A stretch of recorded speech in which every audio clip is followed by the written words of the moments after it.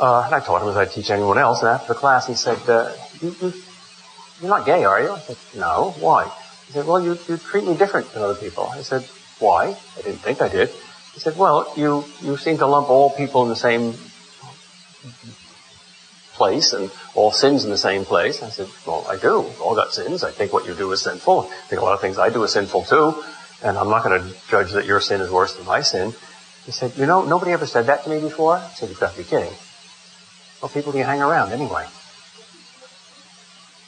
Well, that taught me that many homosexual activists have had a very bad experience from very bad Christians who have been hung up on this particular issue and treated them as somehow unworthy persons, as sinners of a sin that's unique.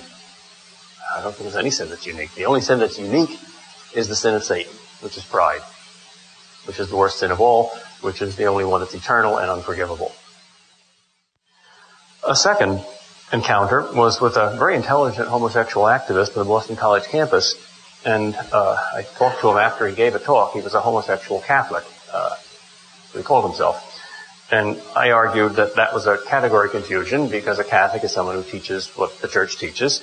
And he was teaching that the church was wrong about this. And I was arguing, well, what is it to be a Catholic? You have to believe that the church has at least theological and moral authority, so that covers this issue. So you don't really believe the church has moral authority to teach error, do you? So if you're right, the church is wrong. So he was a philosopher, kind of logical, so I thought I could learn something from him. He said to me, I know what you're going to say.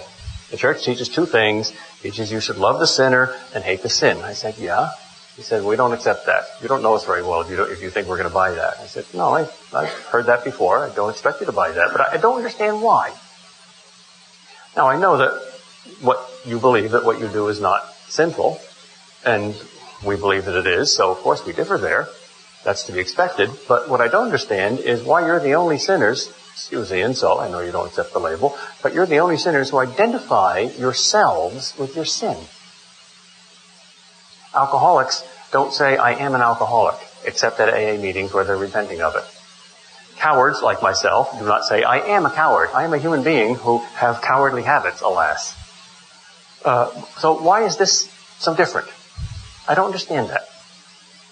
And he said, well, you don't realize how you've insulted me, but I'll be charitable and answer the question. I said, thank you very much. He said, I think I can make you understand that. He said, suppose it was the other way around. You were the small minority, and we were the majority.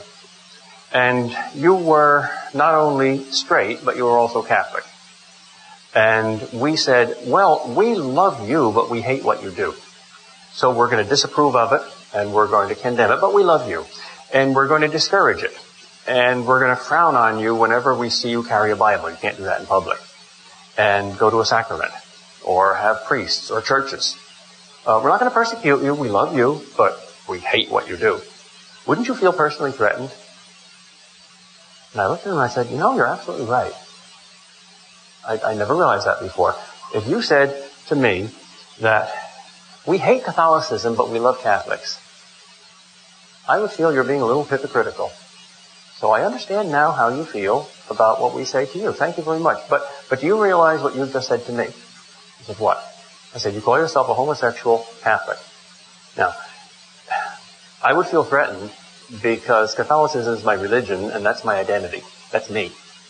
So which of those two words is your religion? He said, well, I guess you're right. Maybe there's a better answer around, but I think we both learned something from that encounter. We didn't convince each other, but we learned something. A third encounter was with a homosexual thinker who was arguing that moral relativism was liberating and moral absolutism always led to intolerance, especially against his group. And I was arguing the opposite. I said, only us moral absolutists who believe that basic moral principles can never change and they're cross-cultural and absolutely universal, only we are your friends. And he said, no, you're the intolerant fascist bigots. And I said, no. He said, 50 years ago, society thought that you were almost worthy to be whipped and killed. Hitler put you in concentration camps together with Jews. And we moral absolutists, we Catholics, teach that morality is unchanging And we teach two things. Number one, all human beings are to be loved and treated with dignity. And homosexual activity is wrong. Now, you want the church to change that second teaching, but you don't want the church to change the first.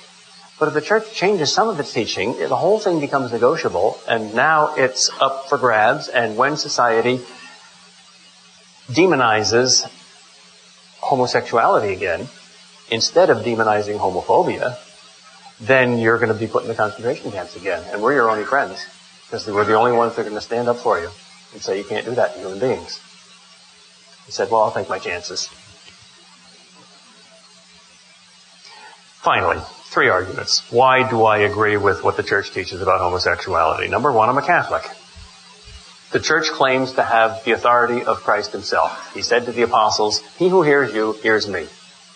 If the church is wrong about that, it's an arrogant, blasphemous lie. It stinks in the eyes of God. And it's the responsibility of every Christian to denounce the Catholic Church. If the church is what it claims to be, then it is the living, authentic voice of Jesus Christ. And no matter what Christ says to me, he's my Lord. If Christ said to me that Nazis are better than communists, or that dirt is really nourishing, and if I knew that Jesus Christ said that to me, I would have probably a crisis of faith in believing it. I had something of a crisis of faith in becoming a Catholic and believing the real presence in the Eucharist. That's not an easy thing to believe. People become Christians and believe that this man is God. That's not an easy thing to believe. Of course. But I believe it. What authority could be higher than that? If Christ isn't who he claims to be, God incarnate, then he's the most egotistic, blasphemous fool in human history.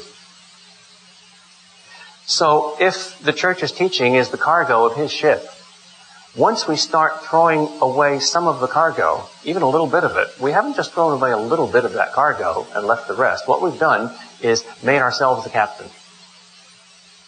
Once we start editing his mail instead of delivering it intact, we've made ourselves something other than the mail carrier. We've made ourselves the author. Second, commonsensical argument, the experience of tradition, the consensus of the human race. Far from fallible, but the onus of proof, it seems to me, is always on the rebel, the neophyte.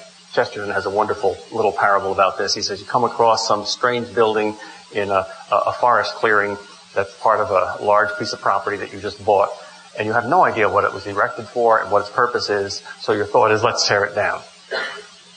Foolish. Let's tear it down because we don't know what it's good for.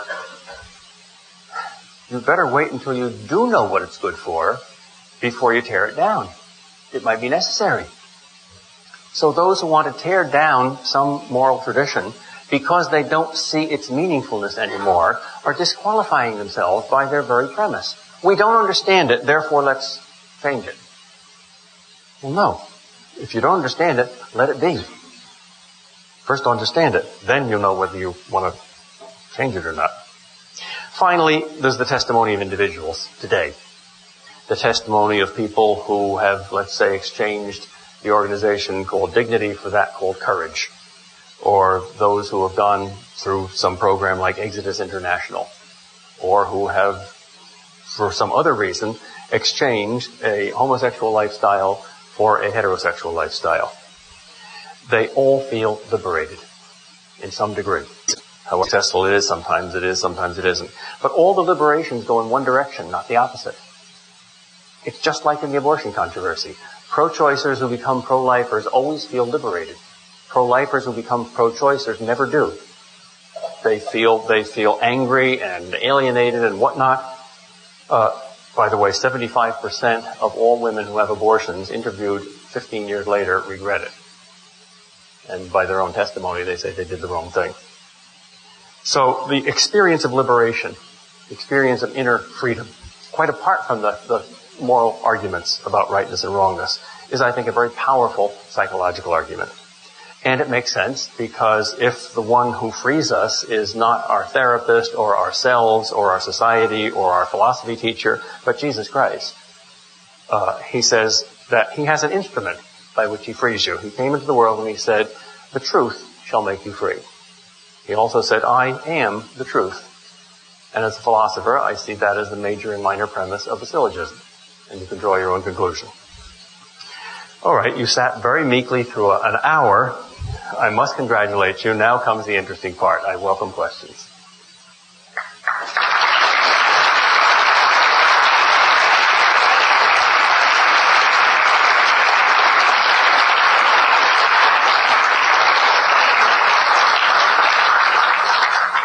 Because the auditorium is so big and because there's so many of us and we're recording this, I would invite those of you who do have questions just to come up here to the microphone. Your concept of moral absolute, I actually quite appreciate when you talk about earlier about moral evaluation. You have 3 rules, 3 maxims or whatever, the act, intention, and the circumstances. But later you talk about the concept of moral absolute. When you describe the interaction you have with one of your students. Mm-hmm. And you bring up the example of the Nazi 50 years ago, that they would put gays or homosexuals into concentration camp, and you suggested that as Catholic, the moral absolute is you love one another. Mm-hmm. But I would like to suggest then what happened to that moral absolute back in Crusade time when Catholics suppressed people that do not convert to, not so much Catholic, I guess, the whole Christianity, suppress those people that are not, would not conform to what they are bringing. I would like to know how that moral absolute, apply. The second question is... Can I answer the first one first? Because I'm very forgetful. The church, being manned by human beings, is guilty of perpetual hypocrisy. Except for the saints, it does not practice what it preaches. And therefore, it is the world's most reliable institution because it never changes its preaching to conform to its practice. All the rest of us do. We rationalize. The church doesn't. Just like the Old Testament.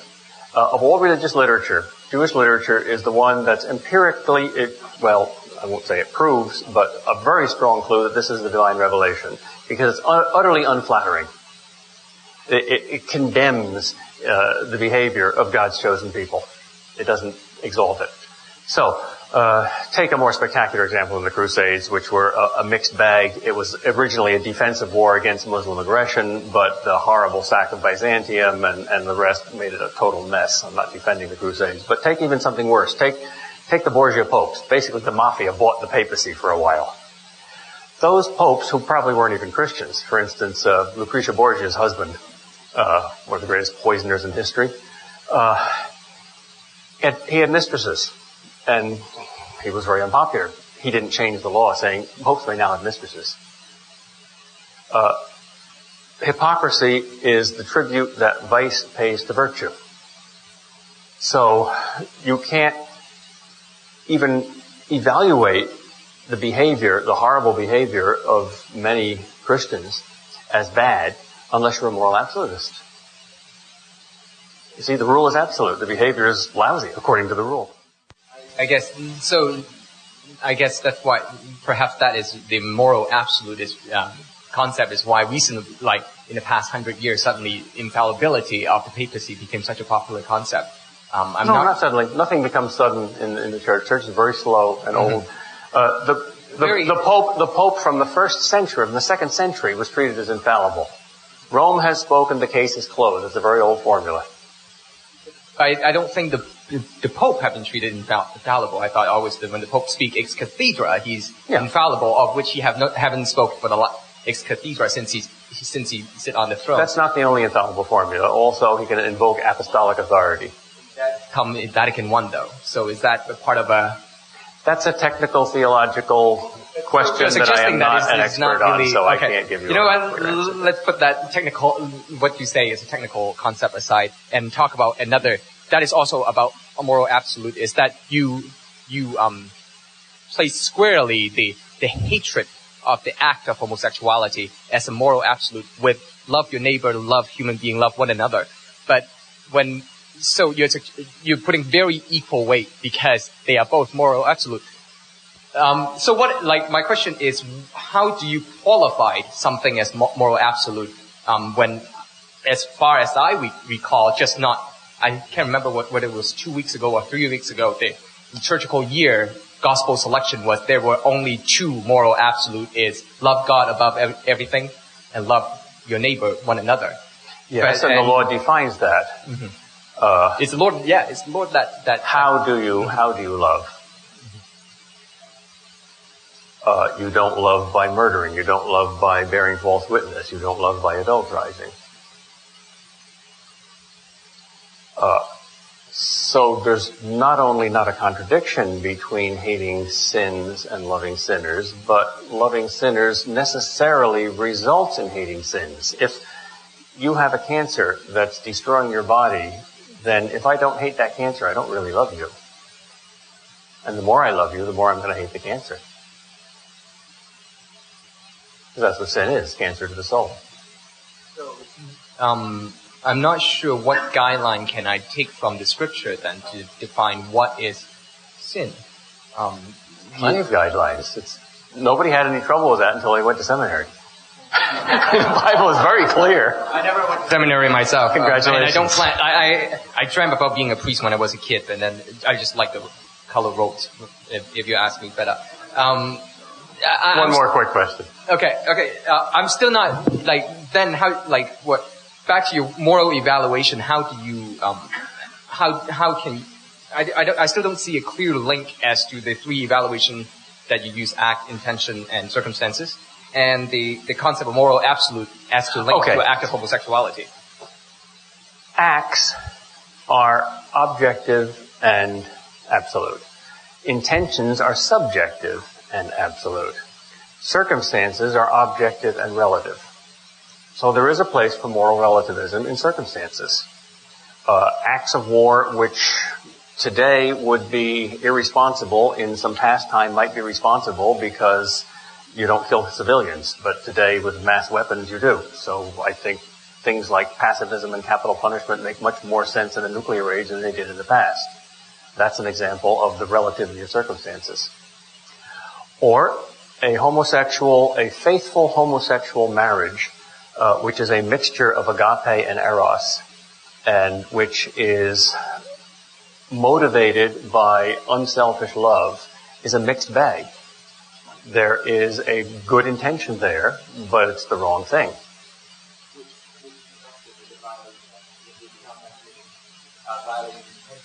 No, the thing, the act itself, what you do. Euthanasia is usually motivated by compassion, which is a good thing. But the act itself is an act of murder, an act of playing God. I shall decide whether you live or die. That's a very bad act, even though it can be motivated by a very good and loving motive. So you can't simply say, as long as the motive is all right, it's okay. We don't say that when we choose a surgeon.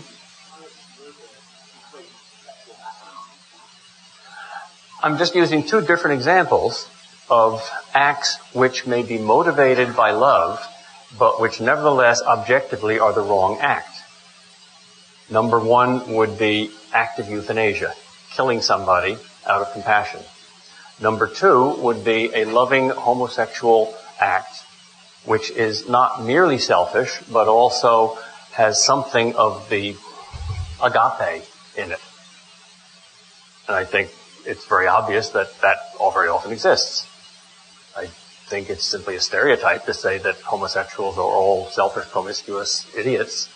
I think genuine and unselfish love can exist in that relationship, but it's a wrong relationship. I could possibly have agape to my dog and have sex with my dog. And my motive, if I were sufficiently confused, could be very, very loving. But that's a disordered relationship.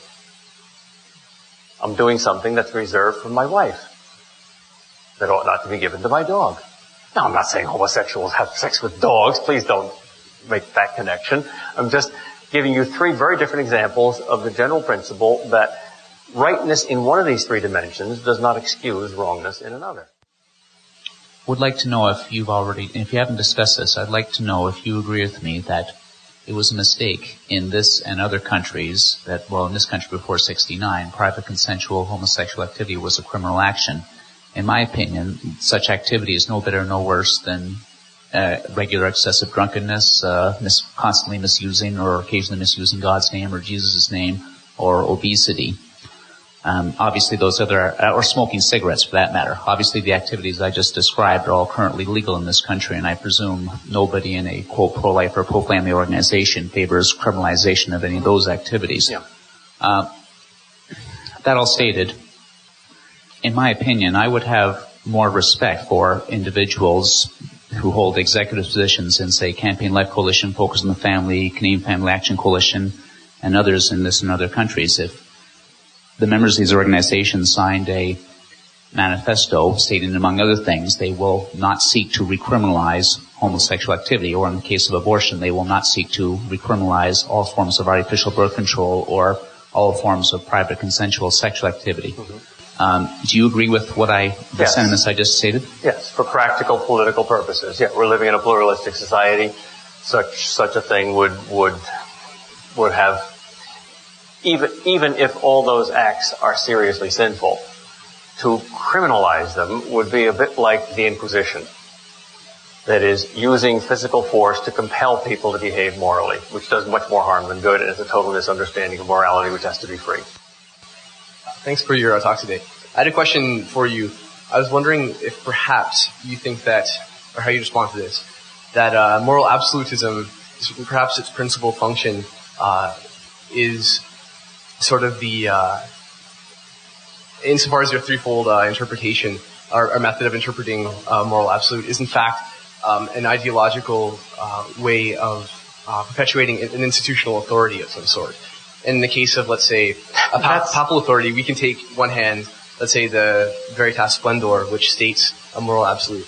And then when we go to actually sort of the day-to-day functionality of explaining our morality, we must resort to a very relativistic or subjective manner or methodology. And I'd wonder if you would suggest what the dangers perhaps are in that subjective discourse that we must ultimately turn to, because we have such a differing idea of what a moral absolute is.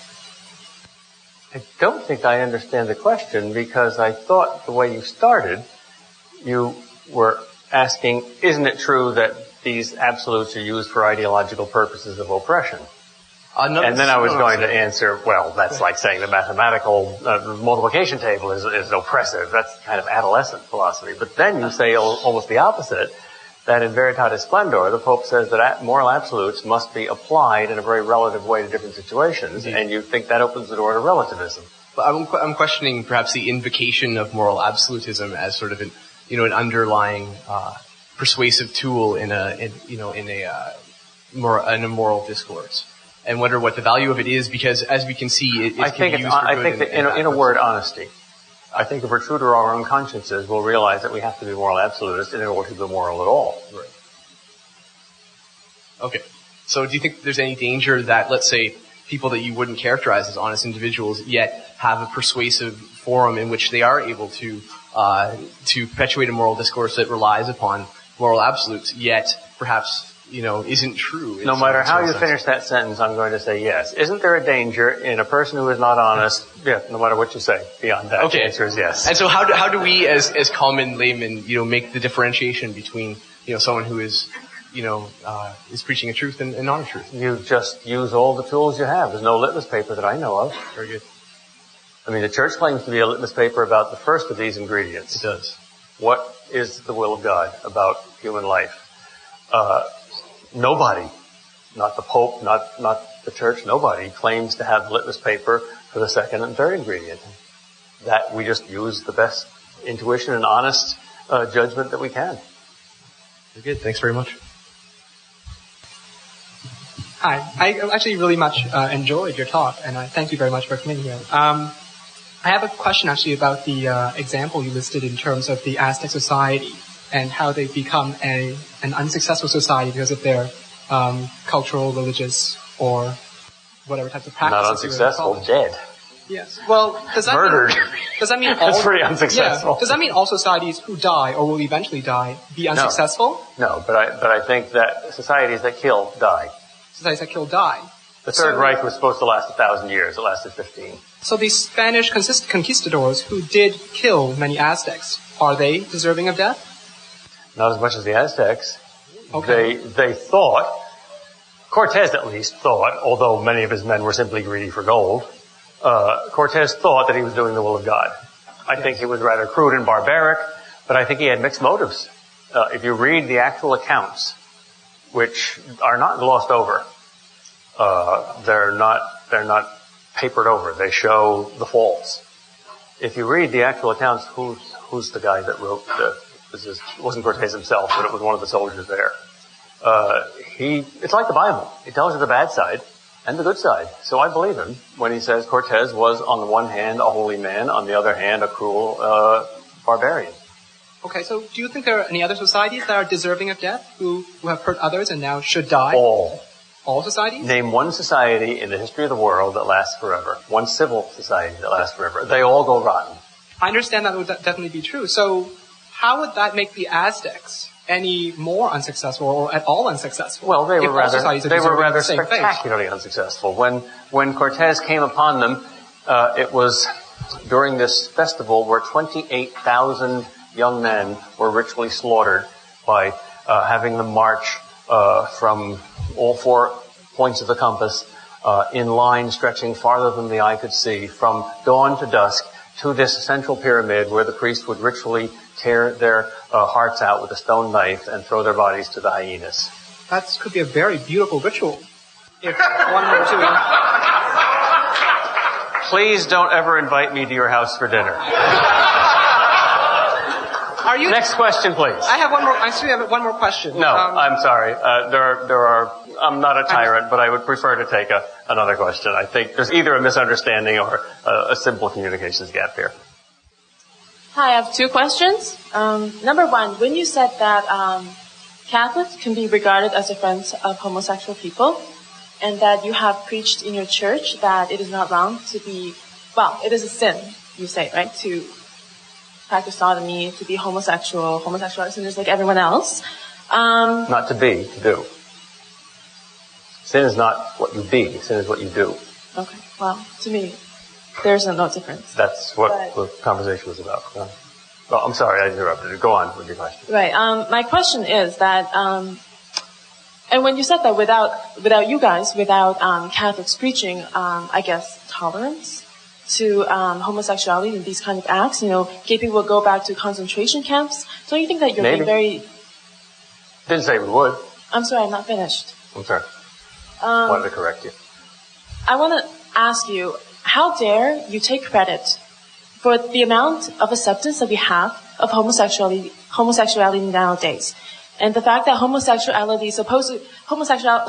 people supposedly enjoy more human rights, when as people we all should have the same kind of rights, right?